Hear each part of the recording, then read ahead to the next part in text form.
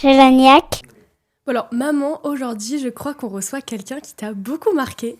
Elle ne le sait peut-être pas, mais c'était vraiment un vrai déclic pour toi. Alors c'est vrai, Anne Guéquier a été une rencontre hyper importante pour moi. Quand j'ai travaillé pour elle à l'époque de Féminin Bio, j'ai découvert un autre monde. Celui de la connaissance de soi, de l'écologie intérieure et du sens. Et ça, pour le coup, je m'en souviens parce qu'à la maison, il n'y avait plus de pépitos, c'était remplacé par des galettes de riz, les bonbons, c'était devenu des pets de goji, et toujours une huile essentielle quelque part. Alors j'avoue, j'ai pris un vrai plaisir à tout tester et à vous embarquer avec moi. Nouvelles manières de manger, produits de beauté beaucoup plus sains. On a exploré pas mal de choses avec Féminin Bio. Et même aujourd'hui, ça me marque encore parce que chez moi, enfin dans mon sac, j'ai toujours une petite essentielle si jamais pour le mal de tête ou les rhumes ou les choses comme ça. Donc voilà, la méditation pas encore, mais un jour peut-être. Comme quoi, Anne a semé des graines chez tout le monde, y compris chez toi. Alors au-delà du bio, Anne, c'est une femme visionnaire, engagée et lumineuse. Elle a fondé le média Féminin Bio en 2007, puis le podcast Métamorphose en 2019. Et aujourd'hui, 3e podcast natif en France et premier en forme et santé. Et ce n'est pas tout. Elle est autrice, directrice de collection chez Erol et marathonienne. Oui, pour moi, c'est important, le sport. Une femme qui a osé faire des choix audacieux, suivre son intuition et inspirer des milliers de personnes à se reconnecter avec elles-mêmes. Et aujourd'hui, on est très heureuse de te recevoir dans Lagnac, même un petit peu impressionnée pour te dire. Alors, bienvenue Anne et merci beaucoup d'avoir accepté notre invitation. Merci à toutes les deux. Oh là là, vous allez presque me tirer les larmes là, avec ces souvenirs et tout. C'est vrai qu'on a passé du bon temps quand même ensemble à l'époque. On était aussi des pionnières. C'est clair, Ouais. c'est clair. Merci pour cette belle intro. Je suis très touchée. Alors, la première question qu'on pose à tous nos invités, c'est quoi pour toi avoir Lagnac ? Avoir Lagnac, je trouve que Stéphanie, justement, elle représente bien quelqu'un qui a Lagnac. C'est quelqu'un qui est un peu toujours sur la balle. Si on prenait en fait cette métaphore du tennis, c'est vraiment cette idée de rebond. En fait, je suis capable d'y aller, de rebondir, de me replacer. Il y a une forme d'agilité en fait au monde, moi je trouve, dans cette idée d'avoir Lagnac. Et alors, on dit souvent que les racines, ça explique un peu notre histoire. Tu pourrais nous dire un peu quelles sont les tiennes et qu'est-ce qui a fait que ça t'a construit aujourd'hui ? Oui, alors les racines, c'est vrai que si on part du sens jungien du terme, on peut aller très loin en fait dans nos racines parce que quand on remonte à nos origines, c'est assez complexe parce qu'il y a à la fois l'endroit géographique, la région d'où on était, il y a à la fois la culture familiale, la culture en fait du pays dans laquelle on est, les croyances aussi peut-être de nos ancêtres, de nos parents, de notre famille. Et donc quand on parle de d'où on vient, puisque c'est quand même la question, de nos racines, elles sont, je dirais, elles sont multiples. En fait, c'est un terreau qui est, sur lequel on peut tirer finalement plein de branches, plein de ficelles, plein de racines différentes. En tout cas, moi, j'ai grandi sur une île de l'Atlantique. Et je ne suis pas originaire de cette île, mais j'y ai grandi. C'est vrai, très proche de la nature. Je me sens... J'adore les îles. Je pense que parce que j'ai grandi sur une île, j'ai cet amour des îles, les grandes îles, les petites, etc., les cailloux, les rochers, tout ce qui est entouré d'eau, ça me plaît beaucoup. Et je ne me sens pas de là-bas, mais c'est une terre à laquelle je suis profondément attachée, en tout cas en termes d'origine. Après, je ne sais pas si la question des origines, elle est de la terre ou est-ce que, dans quel sens vous l'entendez ? T'étais quel genre de petite fille ? Est-ce que t'étais plutôt curieuse, la petite fille qui était réservée, aventurière ? J'ai toujours été, je pense, assez timide. Et malgré tout, je suis toujours allée de l'avant. Parce que c'est mon tempérament. J'ai un tempérament un peu comme toi, hein, Stéphanie, assez fonceuse. Et je crois qu'on est plus ou moins comme ça. Et quand j'avais 3 ans ou 2-3 ans, j'allais à l'école déguisée, par exemple. J'adorais ça et j'étais la seule. Et je disais à maman, mais moi, je veux y aller déguisée. Et donc, quand je me vois en tant que petite fille aller déguisée à l'école alors que personne n'était déguisé, je me dis, oui, c'était oser une forme peut-être de différence, affirmer cette différence. Et j'ai revu, alors maintenant elle est décédée, mais j'avais revu mon institutrice de l'époque il y a une dizaine d'années, et elle s'en souvenait. Et elle me disait, c'est marrant parce que tu as été la seule enfant qui venait comme ça, déguisée à l'école, parce que ça lui plaisait. Alors, pas tous les jours. T'étais déguisée en quoi ? Je me souviens même plus. Je me souviens plus, mais c'est vrai qu'on avait une malle au déguisement extraordinaire dans le grenier de ma grand-mère. Sa sœur était modiste, elle faisait des chapeaux à l'époque.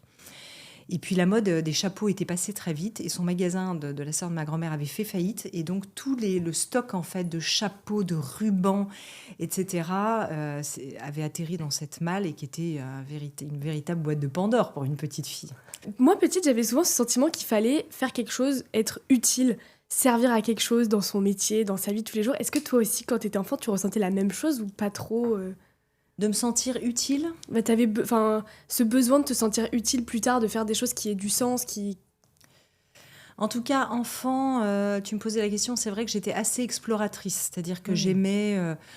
j'étais une enfant assez casse-cou, assez garçon manqué, même si physiquement, j'avais pas forcément l'apparence, entre guillemets, d'un garçon manqué, mais j'aimais en fait explorer par moi-même. Et maman, quand je parle avec elle aujourd'hui, elle me dit, tu étais une enfant, tu étais tellement différente de moi et tu avais déjà une autonomie en fait petite. En tout cas, c'est l'image qu'elle me renvoie. Et avec ma cousine, on allait beaucoup dans les marais salants.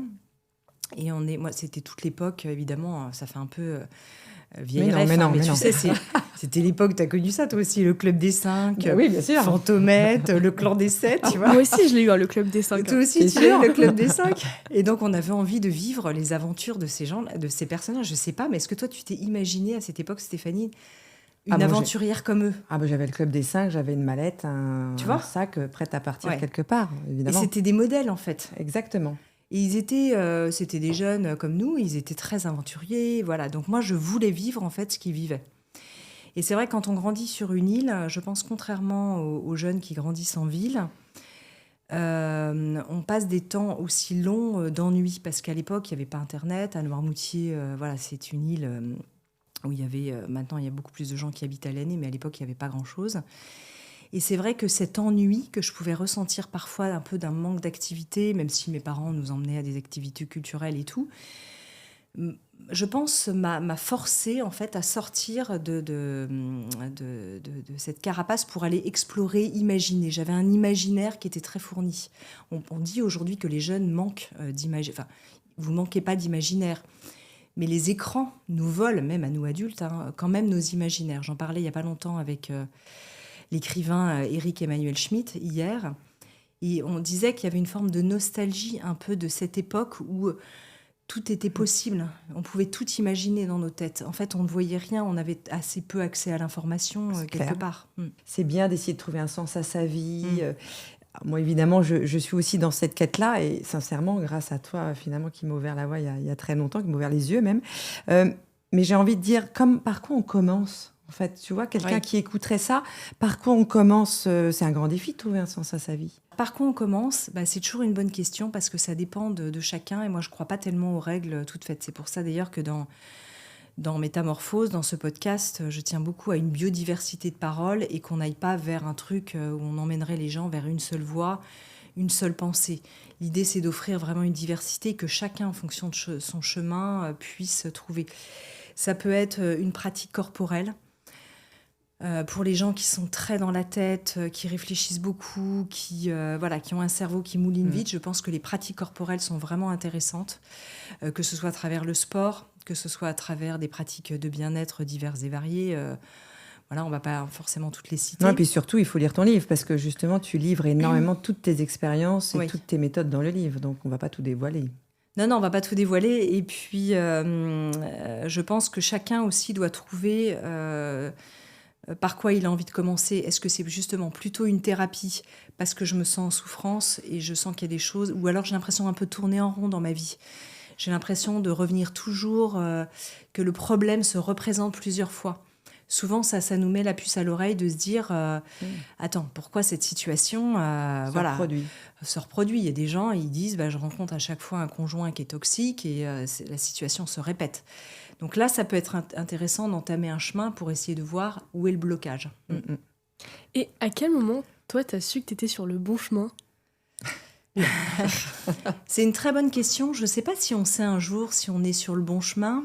Je n'ai pas l'impression d'avoir trouvé... je pense que j'ai des voies qui me plaisent beaucoup, avec, c'est vrai, des métiers qui sont assez vocationnels dans ce que j'ai manifesté, des chemins qui me plaisent. Mais je ne peux pas dire que j'ai trouvé ma vocation. Hors antenne, on parlait d'une de tes enfants, Stéphanie, qui est ta sœur, Charline, qui fait médecine. C'est des métiers qui sont quand même assez vocationnels. Oui. Moi, je ne peux pas dire que j'avais cette grande vocation. Je pense qu'il y a un pourcentage de gens qui ont vraiment des vocations comme ça. Puis d'ailleurs, ça ne les empêche pas de changer, de voix. Heureusement. Heureusement, on voit le chanteur Ben Mazué, il était médecin, il est devenu chanteur. C'est chouette aussi. Mais en tout cas, moi, j'ai toujours vécu en suivant mes intuitions. Je pense que j'ai un TDAH, un trouble de l'attention avec hyperactivité. Et on sait que le TDAH, il a une forme de myopie du futur. C'est des gens qui ont beaucoup de mal à se projeter. Donc c'est des gens, en tout cas, moi, je fonctionne comme ça. Si on me demandait, c'est quoi ta vision à 3 ans, à 5 ans ou à 10 ans, en fait, je m'en fiche complètement. Ça me parle quasiment pas, en fait. Ah oui. Ouais, ça me, voilà, j'ai jamais eu de plan de carrière, de planification. Ah bah on allait y venir justement. Ouais. Ah oui. Ouais, non, intéressant. Donc en fait, tu ne vois pas tu fonctionnes au moment présent. Alors j'ai une vision, j'ai une intuition de ce qui va advenir, mais par contre c'est quelque chose de très, de presque sauvage, très intuitif, mais c'est pas quelque chose de mental ou de construit, tu vois, de rationnel en disant bah tiens je vais faire telle étape, puis telle étape, puis telle étape. Je sens les choses, je sens qu'elles m'appellent sur le bon chemin, justement. Je sens que c'est fluide. J'aime beaucoup la théorie des petits pas. Oui, voilà. Non, mais comment tu sens que c'est fluide, justement? Tu le Alors, ressens? je le ressens, c'est vraiment physique. En fait, ça me met en joie. Et d'un seul coup, je sais que c'est ça. Je ne sais pas expliquer comment, mais c'est comme si l'information, elle me descendait, elle me tombait dessus. Est-ce que tu peux nous partager un peu le moment où tu as eu un déclic? Enfin, je sais pas, pour que nos éditeurs ils se mettent un peu dans l'ambiance. Par exemple, je sais pas, tu étais sur une plage, tu étais dans ton lit, dans ta rue. Pour Métamorphose, en tout cas, pour ce projet-là, je me souviens très bien que j'ai lu un article qui disait que les podcasts revenaient en force. C'était en 2018. Quand j'ai lu cet article, j'ai su. J'ai su qu'en fait, tout ce que j'avais justement, tous les gens que j'avais reçus, interviewés à travers Féminin Bio, avec qui j'avais parfois noué des amitiés, des gens que je connaissais mieux, je pense à des gens comme Laurent Gounel ou Christophe André, et je me suis dit, tiens, ce qui s'est joué dans l'instant, dans les regards, on n'arrive pas pareil quand on enregistre une émission, on est en fin de journée, on s'est dit un petit mot avant, on s'est retrouvés, ça faisait des années qu'on ne s'était pas vus, il y a eu votre intro, on entend l'émotion. Et ça, dans le papier, il n'y a pas cette intimité, forcément. C'est vrai. Et moi, en fait, ce que j'aimais dans toutes ces rencontres que j'avais avec ces gens extraordinaires à l'époque de Féminin Bio, c'est que je me disais, finalement, il y a une sorte de déperdition quand on couche ça à travers des mots, parce que forcément, dans un livre, on a de la place, mais dans un magazine papier, c'est rapide, on est contraint. Et donc, tout de suite, j'ai su, pour répondre à ta question, Charline, que vraiment, je devais faire ça, tout de suite. C'était un déclic instant. Et comment on ose, Charline en parlera peut-être après, mais comment on ose affronter les regards, comment on ose... on a une boîte, tu emmènes les gens avec toi, donc c'est un peu ça les conseils qu'on essaye de transmettre. C'est comme, tu es tellement sûr de toi que tu dis on y va, ou comment ça se passe? Alors je ne suis pas quelqu'un qui a une grande confiance, j'ai de l'estime de moi, mais je n'ai pas une énorme confiance en moi, mais pourtant à cet endroit-là, je fais ce que j'ai à faire. C'est-à-dire que je ne doute pas dans le sens où... c'est comme si en fait j'avais reçu une sorte de feuille de route, de mission qui m'est tombée dessus, comme je disais, et donc je déroule le plan. Voilà, et je me pose pas de questions en fait. Je dois faire ça, je le fais. Alors, quand tu dis que tu étais pionnière, est-ce que tu t'es pris des retours négatifs, et comment tu as fait pour t'en relever et faire un peu fi de ces commentaires pour dire je continue quand même? Je crois que Charline a derrière une question, c'est qu'elle a des projets qu'elle aimerait oser, mais elle a peur peut-être un peu de... C'est certains regards. Ouais, un petit peu. Il y a toujours un peu cette peur tapis derrière. Ouais. On a toujours ça, mais en même temps, la peur peut être aussi un moteur parfois, parce qu'elle elle est une messagère et elle vient nous dire quelque chose, la peur. Et la peur de quoi? La peur de ne pas être reconnue, la peur de se faire ridiculiser. En fait, qu'est-ce qu'il y a souvent derrière cette peur? La peur, ce qui est génial, comme toutes les émotions, c'est que moi, je vois les émotions comme des messagères. Donc, qu'est-ce qu'elles viennent me dire? Quand je ressens une peur par rapport à un projet ou une manifestation, j'essaye de comprendre la croyance, la blessure sous-jacente à cette peur. Et souvent, ça permet de décortiquer quelque chose, aussi de la nommer, parfois de la ridiculiser. On sait qu'avec les nouvelles thérapies comme l'ACT, la thérapie de l'acceptation aux États-Unis, qui sont très en vogue et puis qui arrivent très fortement en Europe, ça permet aussi parfois de caricaturer en fait nos peurs, de lui donner un petit nom.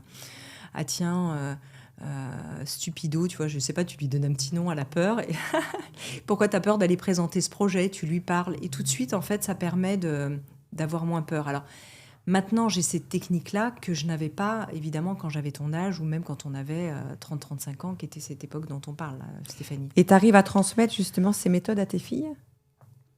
Oui, en fait, comme elles ont baigné là-dedans et qu'elles sont tombées dans la marmite, parfois elles me sortent des trucs. C'est une génération qui est très consciente, beaucoup plus qu'on ne l'était finalement à ces âges-là. Et c'est assez drôle parce qu'elles me font un effet miroir. Une fois, ma deuxième me dit oui, maman, là, je trouve que... Donc, elle avait peut-être 17 ans. Elle me dit, je trouve que c'est une attitude assez passive-agressive, là, la façon dont tu viens de me parler. On prend ça. Ouais. Et c'est quoi le conseil que tu donnerais à des gens de 25 ans qui voudraient se lancer, qui ont une idée et qui se disent « Ah, peut-être que cette idée est révolutionnaire, ils en savent rien. » Et est-ce que tu leur conseillerais de se renseigner? Enfin, c'est quoi le conseil que tu leur donnerais? Alors moi, je crois beaucoup à la théorie des petits pas. Parce que souvent, on n'ose pas se lancer parce qu'on imagine un truc absolument gigantesque. Et ça fait vraiment peur. Parce qu'on se dit, mais c'est pas possible, la montagne, elle est trop haute. Et ma théorie, c'est de dire, c'est le kaizen, hein, c'est les Japonais qui ont ce mot. Si tu fais un petit pas, donc tu lances une petite bouteille à la mer, t'en lances plusieurs peut-être, et tu vois là où en fait ça va dans le sens du courant. Et là où ça mord, entre guillemets, là où ça prend, eh ben, là est la fluidité. Donc moi, alors après tu veux dire, ah oui, mais tu te laisses balloter par le courant et finalement t'es pas le capitaine de ton navire. Moi, je trouve que ce sont de belles indications, de belles synchronicités pour essayer de voir aussi où il y a de la fluidité. Parce que sinon, on peut se battre et finalement, on est en lutte en permanence. Donc, je dirais ça à un jeune entrepreneur. Ok. Ça te parle? Ça me parle. Merci pour le conseil. Je le garde pour plus tard. Oui. Alors moi, je vais en venir à Métamorphose, parce qu'en 2019, juste en 2019, donc il y a quoi? Il y a 7 ans maintenant. Oui, on finit la saison 7, oui. Tu lances Métamorphose, le podcast qui éveille la conscience. Je vais me tromper sur le nombre d'écoutes. Donc, vous êtes à combien d'écoutes aujourd'hui? Là, on annonce les 100 millions d'écoutes cumulées. 100 millions d'écoutes cumulées et plus de combien d'interviews? On est à 1300 interviewés. Voilà, et avec premier en France natif sur la santé et la forme, oui. Et troisième, toute catégorie, oui, confondue. Ouais. Donc tu vas interviewer des personnalités de tout horizon, c'est ça qui est génial. Il n'y a pas que des experts, il y a des personnalités pour aller chercher un peu leurs conseils, leur chemin de vie et leur parcours sur le sens. Et bien évidemment, j'ai envie de te poser la question, enfin on a envie de te poser la question, est-ce qu'il y a une rencontre qui t'a bouleversée ou en particulier? Alors tu vas me dire que toutes les rencontres doivent être merveilleuses, mais est-ce qu'il y a une rencontre plus qu'une autre qui t'a plus bouleversée, qui t'a apporté quelque chose de plus? Oui, il y en a forcément qui ont changé des choses en moi et vraiment mon regard. Il y a une femme notamment que je trouve absolument extraordinaire, qui est peintre, qui s'appelle Frédéric Lemarchand, qui, elle dit souvent, je suis née morte. J'allais le dire dans l'autre sens, je suis morte. Je suis née morte. En fait, quand elle est née, elle avait une maladie très grave et donc on a dit rapidement à ses parents, elle ne survivra pas. Et donc ses parents, elle le raconte publiquement, donc je ne dévoile pas de secret. Donc ses parents, quelque part, ne se sont pas vraiment attachés trop à cet enfant qui était voué peut-être à ne pas vivre. Et donc, elle souffrait d'une énorme malformation cardiaque, vraiment beaucoup de problèmes. Et donc, elle a passé des années à l'hôpital. Et cette femme, elle a une forme de grâce et de spiritualité qui fait qu'elle s'est toujours abandonnée, en fait. Elle a été greffée cœur-poumon, ce qui est quand même pas banal. On lui avait dit qu'elle mourrait avant 30 ans, d'abord avant 20 ans, avant 30 ans, etc., parce que sa greffe serait rejetée. Aujourd'hui, je crois qu'elle est à peu près dans nos âges. Et c'est une artiste peintre extraordinaire. Et c'est vrai que quand elle raconte son parcours, son ouverture, qu'elle est toujours dans la confiance de l'amour, on se dit, mais comment des êtres humains, en fait, ont cette possibilité de résilience? Elle me touche énormément. Frédéric Lemarchand. Super. Ouais. Et est-ce qu'il y a un apprentissage qui t'a le plus transformé dans toutes ces interviews Il y en a beaucoup, Oui. il y en a énormément. En tout cas, je trouve que les nouvelles thérapies dont je parlais tout à l'heure, les thérapies de l'acceptation... Alors, en 2 mots, c'est quoi la alors, théorie de l'acceptation? Alors, ça s'appelle la thérapie ACT, Acceptance Commitment Therapy, je crois que c'est en anglais. Et donc, ce sont des thérapies qui font partie du champ des thérapies cognitivo-comportementales, qui sont dans le champ quand même des thérapies brèves, assez courtes, où finalement, quand on est dans une situation d'anxiété, de stress, ou où on a un problème divers et variés, on peut rapidement apprendre à défusionner avec ses pensées, comme faire un pas de côté, comme si on se voyait un peu en mode un peu dissocié, en mode un petit peu méta au-dessus. Et du coup, cette diffusion permet d'atténuer l'anxiété. Et on l'utilise beaucoup maintenant en thérapie. Il y a beaucoup de psychiatres même qui utilisent ces nouvelles thérapies. Et moi, je la pratique aussi maintenant dans mon quotidien et je trouve ça vraiment phénoménal en termes d'effet, quoi. Je crois que les voyages aussi t'apportent Oui. beaucoup, c'est ça? Il y a eu des voyages qui ont provoqué justement ton chemin entrepreneurial, intuitif, ou tu le dis dans le livre, hein, tu Oui, parles je de le dis dans le lieux livre. qui Ouais, parlent. ouais, il y a des lieux qui ont été quand même très enseignants pour moi, où j'ai eu le sentiment de recevoir, d'avoir des prises de conscience ou de recevoir certains messages. Notamment, avant de fonder Féminin Bio, on avait voyagé avec mon mari un peu en mode nomade, un peu sac à dos comme ça. Et et c'est vrai que j'ai été très inspirée par certains peuples premiers, notamment en Australie, en Nouvelle-Zélande. Et je crois que de se laisser en fait ce temps-là pour se laisser inspirer, pour trouver sa voie et son chemin, tu vois, et ça rejoint ta question de tout à l'heure. J'ai pas le sentiment qu'il faille vraiment forcer, mais se laisser être à l'écoute. Voilà. Après, il faut pouvoir. C'est sûr que nous, on a eu la chance de pouvoir voyager pendant 1 an. Et il y a beaucoup de choses qui ont émergé en moi à ce moment-là, d'envie, d'idées, etc. Tout simplement, la marche favorise énormément ça. Pas la peine de partir à l'autre bout du monde. On sait que les marcheurs, on va faire une randonnée, on marche régulièrement. Ça fait descendre les choses, quoi. Non, mais ce qui est très intéressant, moi, quand je t'écoute, et du coup, moi qui marche pas, mais qui court, je me mets un peu à la marche. Ce que j'aime bien dans ton approche, et je te dis, le livre m'a aussi ouvert les yeux, c'est que je me suis dit, en fait, il faut être beaucoup plus curieuse, attentive, ressentir les lieux où on est, et il y a des choses qui vont arriver. Oui. Enfin, c'est ce que je ressens de ce que c'est tu... vrai. c'est ça, hein. Oui. C'est rassurant, on n'est pas obligé, il suffit de s'écouter, quoi. Oui, en fait, il faut laisser venir l'information. C'est ça qu'on est en train de dire. Oui. Parce que souvent, on dit ça doit procéder d'une volonté. Oui. Il faut que je trouve une idée, qu'il se passe quelque chose. Alors qu'en fait, si on se met à l'écoute, l'idée vient et là, il y a une forme de consentement qui dit est-ce que je dis oui à cette idée? Et donc, on n'est pas dans le même, on est dans l'autre sens. Ça, c'est bien, ça. Ouais. Ça, j'adore. C'est plus facile d'ailleurs, en réalité. Bah oui. Parce que sinon, on se prend la tête, quoi. C'est clair. Alors, par A plus B, machin, opportunité, c'est bien. Il faut mettre après les choses par écrit. Mais quand on laisse émerger, ça vient. Et après, on dit est-ce que je consens à nourrir cette idée? Oui ou non? Oui. Ouais. Alors, à côté, tu es aussi autrice et directrice des éditions Erol. Et tes livres, ils prolongent un peu l'univers de ton podcast, que ce soit avec des contes, des oracles ou des réflexions. Et d'ailleurs, dans ton livre Va, vis et deviens conscient de toi-même, tu parles de cheminer avec ses blessures, mais concrètement, comment on décide de faire de ces blessures des forces? Je ne sais pas si on le décide vraiment. En tout cas, alors si on peut les décider dans le sens où effectivement on consent à les traverser. C'est-à-dire qu'on peut prendre conscience de ses blessures, c'est pas forcément évident. Parce que comme tout ça, c'est logé dans l'inconscient, souvent on se dit, s'ils sont pas conscients, c'est que je ne sais pas quels sont. Donc il y a quand même un premier travail pour débroussailler, défricher, comprendre en fait où se logent ces blessures, ces croyances, etc. Et ensuite, il ne faut pas lutter contre en disant je n'en veux pas, et je ne veux pas de ces blessures et c'est tellement douloureux. Souvent, on voit que les traverser, en fait, c'est ça qui fait aussi notre force. Et de dire, voilà. Ça te parle, Charline, ou pas? Ça me parle un petit peu. Oui, ça me parle un petit peu. Ça t'arrive de plus ou de pas avoir la niaque certaines fois? Comment tu fais? C'est quoi ta méthode pour retrouver la Un coup de niaque? boost. Pour le coup de boost. Alors, il y a deux choses. Un, je pense que je suis née avec un niveau d'énergie. Toi, je pense que c'est tout à fait pareil, Stéphanie, assez fort par rapport à d'autres personnes. Donc, c'est un capital C'est vrai. voilà, dont on dispose. Mais on peut le vider aussi de temps en temps, ce Voilà, et capital. on peut vider cette batterie et aussi s'épuiser soi-même.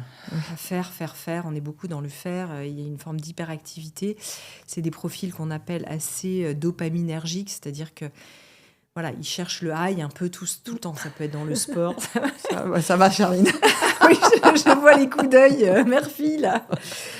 Voilà, donc ça nous nourrit, ça nous booste et en même temps, parfois, ça nous épuise. Donc, j'apprends quand même, malgré tout, avec l'âge, à être plus à l'écoute de ça. Et d'essayer de... pas de lâcher prise, parce que c'est un mot qui est un peu galvaudé, on ne sait pas trop ce que ça veut dire, mais en tout cas, parfois, de laisser aller, de dire, attends... Tu sais, c'est comme dans un manège, tu sais, quand on est petit, t'as la queue du Mickey qui repasse. Et alors, moi, avant, je me suis dit, c'était genre, tu parlais de la balle au bon, la niaque. Et à un moment donné, tu fais, OK, attends, je vais la laisser passer juste 10 fois. Et puis cette fois-ci, je vais pas attraper tout ce qui se passe, c'est clair. Tout ce qui passe. Enfin, tu fais beaucoup de méditation aussi. Alors, j'en fais moins. D'accord. J'en fais moins parce que depuis que je vis en Suisse, je fais quand même plus de sport en outdoor. Et j'adore. Et pour moi, c'est vraiment un état de flow et de méditation dans la nature, quoi. Tu vois.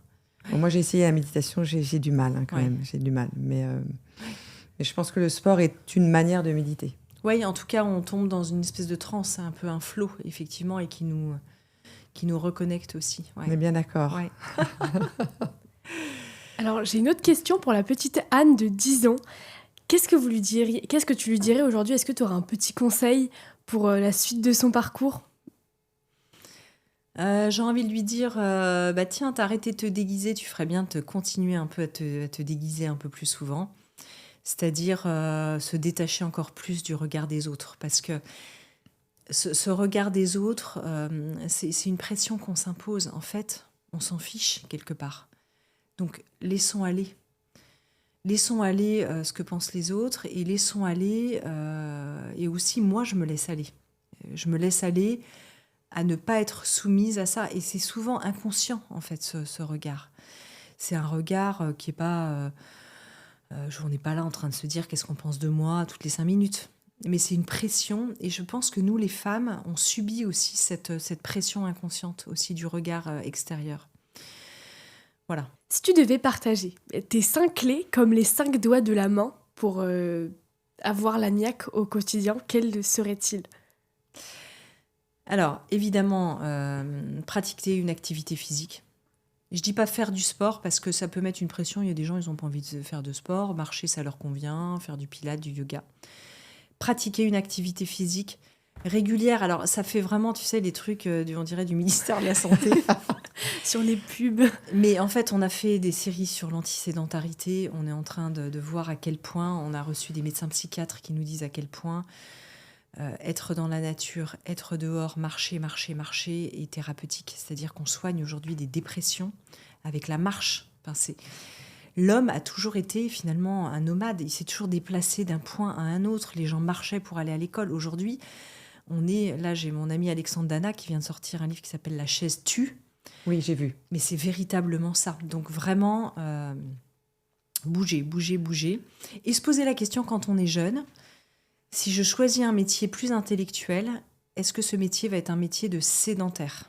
Parce qu'on n'a jamais réfléchi comme ça quand on était non, jeune. ça c'est sûr. Tu vois, nous, on nous a jamais posé la question, est-ce que tu veux faire un métier sédentaire ou pas sédentaire? En même temps, on bougeait plus. On n'avait pas d'ordinateur. Donc Ouais. les clients, il fallait aller les voir. Enfin, si je prends mes parties. C'est vrai, ouais. Donc finalement, on Ouais, était t'étais moins sur le terrain. sédentaires, quels Ouais, que soient les métiers. C'est vrai. Un petit peu. Si tu voulais leur parler, t'allais les voir. Exactement. Oui, souvent.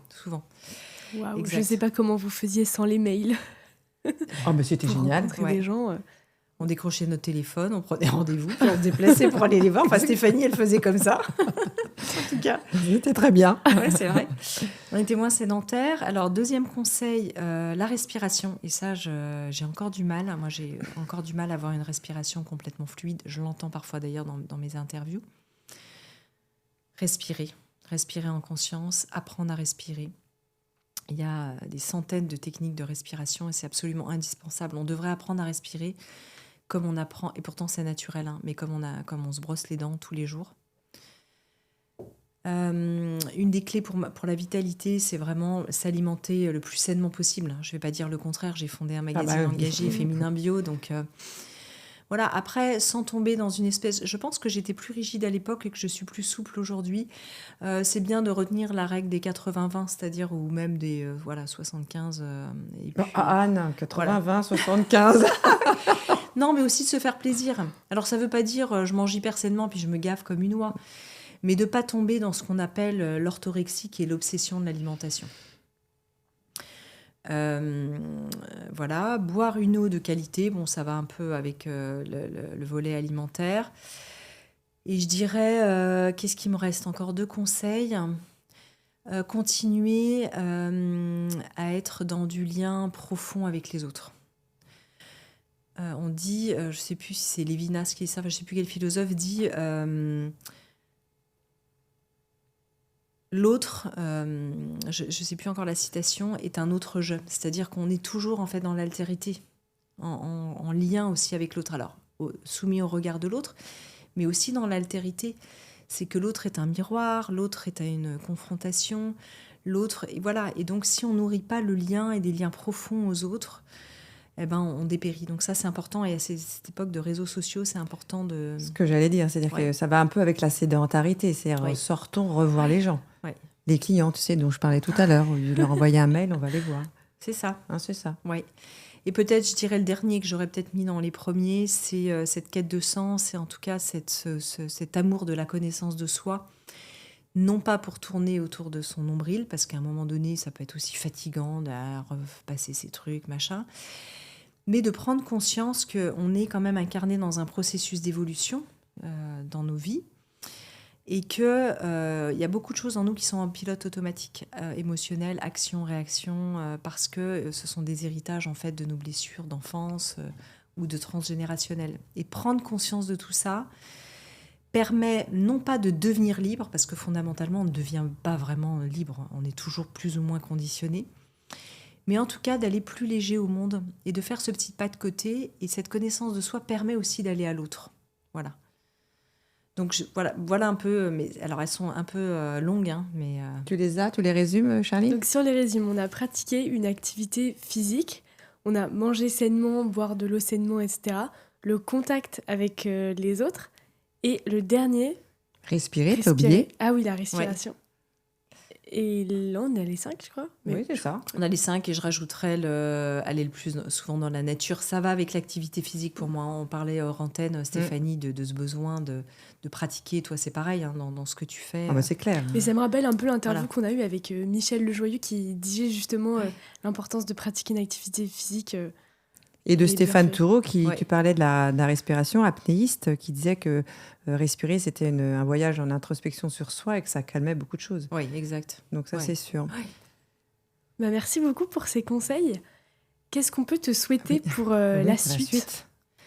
Pour la suite, trouver peut-être mon prochain projet. C'est pas forcément pour tout de suite, parce que là, j'adore et je me régale avec Métamorphose. Et puis, on voit qu'on a tellement de retours de milliers d'auditeurs et d'auditrices qui disent que ça a vraiment eu un impact phénoménal sur leur vie, positivement, et qu'ils ont renoué des liens, recréé, ils se connaissent mieux, etc. Ça les a mis en mouvement, et ça, c'est vraiment extraordinaire, presque comme une forme un peu de mission. Mais quelque chose qui est important pour moi, c'est de ne pas forcément être identifié à des projets, que ça me colle à la peau, en fait, toute ma vie. Et donc voilà, il y a des périodes où pendant 10-15 ans, c'était féminin bio.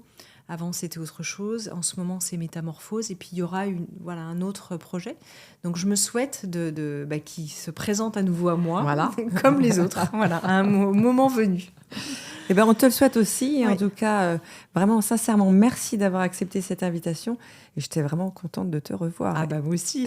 Comment ? Merci à vous, à toutes les deux. C'était génial. Merci. Chélaniac.